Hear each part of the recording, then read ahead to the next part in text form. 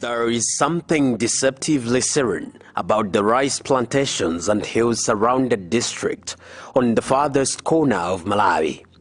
The fluffy buildings, mounted on top of hills that conceal the same hoary residences, might as well hold a scared truth. This is where the story begins. Karonga district is effortlessly beautiful, with an easy environment.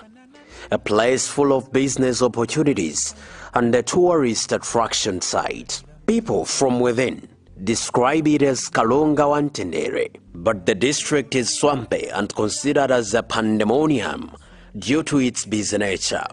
Therefore, crime rates have always been on the rise in the past, with cases of gender-based violence leading. Court records at Karonga Magistrate Court show that from January to July this year, 35 cases of divorce were recorded, while from January to July this year, 95 cases were recorded. Data further indicates that in 2021, about 256 cases of child justice were recorded. Despite the growth of lawsuits recorded at the courts, many more cases have gone unreported due to ignorance and bumpy, terrible roads from remote areas to Karonga Magistrate Court. The roads are stumbling blocks. For instance, it is about 61 kilometers away from area of Group Village at Mwandambo and Tradition Authority Makaoko to Karonga Magistrate Court. With this bumpy road shrouded with potholes, people travel occasionally. They walk a distance of about 26 kilometers from Chikutu and Chisi areas to Ngerenge Magistrate Court in the area of Tradition Authority Kilipula, and this made most cases to sell without questions. Kuno maro abanyango osanya fyali ntemeso tusha kuno sya mendero ga msewo okuma kuno kukaya kwa chikutu ufika kutara kwa chipatala chiliko ni koti liliko umusewo witu ubwira balima babo masika tulima yuswe ninga mtumutuke tunyama majembe tukusira yino kwa yake abavenjere kwa kufika nako ninga tukaso time tulimo musewo maintenance ngali kuno tuafika papo utuli nao osa kuni gari moto zitu mahonda pa mahonda masika gala kudura ufuma pano po tulipo pano ufika kwa kio chipatala kula tukulipira 6000 pakuboka pakuwera po 6000. This, however, compelled the Evangelical Association of Malawi with funding from Norwegian Church Aid and Down Church Aid Country Program to introduce Timazi Nkaza project.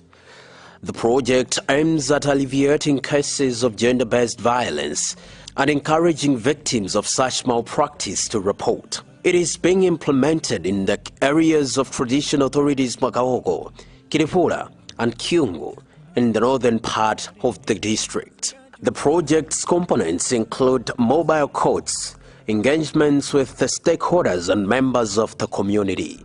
As a project, we will still continue conducting the court circuits, the mobile courts in the communities that we are working in, because we know that this is very vital, and at the very same time, we look forward to scaling up these projects, maybe probably even establishing courts somewhere where they can be permanent. But this also depends on the funding that we may have. But otherwise, the court circuits, they'll continue so that the gender-based violence cases can be handled in the communities and also reduce the cost that the survivors incur when they want to access legal redress. We are partnering with Evangelical Association of Malawi here in Karonga district to deal with issues to do with gender-based violence here in the district. Today we are here at Mwenlondo Primary School where we are conducting a mobile court service.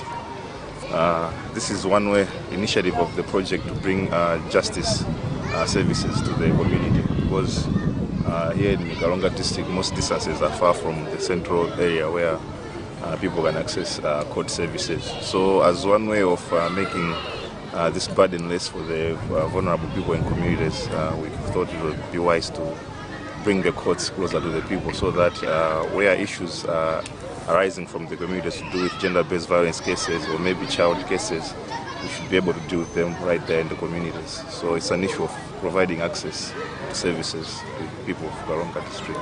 The 4 catchment areas of Ngana, Ngisi, Chikutu, and Mwenlondo registered 35 cases where parents were failing to raise their children whose fathers left them.